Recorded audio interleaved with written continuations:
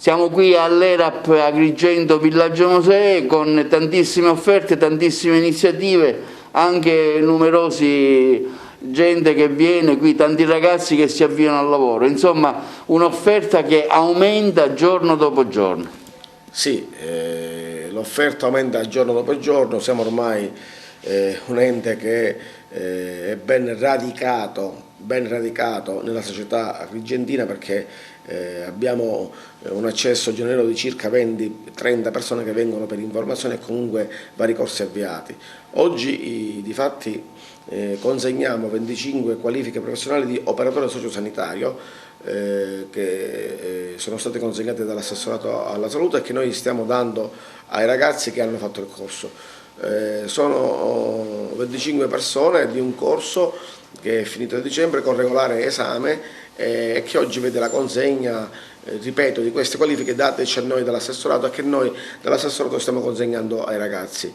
Un ottimo corso che ha avuto un suo percorso normale fatto di teoria, di pratica, soprattutto di tirocinio negli ospedali, e quindi ha visto un'attività corsuale intensa di queste persone, a dimostrazione di quella che è la serietà professionale dal 1996 a oggi dell'ERAP.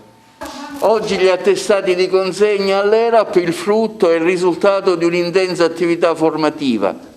Sì, oggi con l'esame svolto il 16 di dicembre finalmente abbiamo consegnato gli attestati, quindi per gli allievi naturalmente un momento di, spero, di felicità e di gioia, perché hanno aspettato così tanto, però naturalmente servirà per dare loro un futuro, spero, nel campo della sanità. Le offerte sono tante, facciamo un appello a chi ancora vuole intraprendere qualche nuova attività formativa. Certo, insomma, i nostri enti sono in grado ancora di poter elargire un po' questo tipo di attestato. Speriamo bene in un prossimo futuro, dai.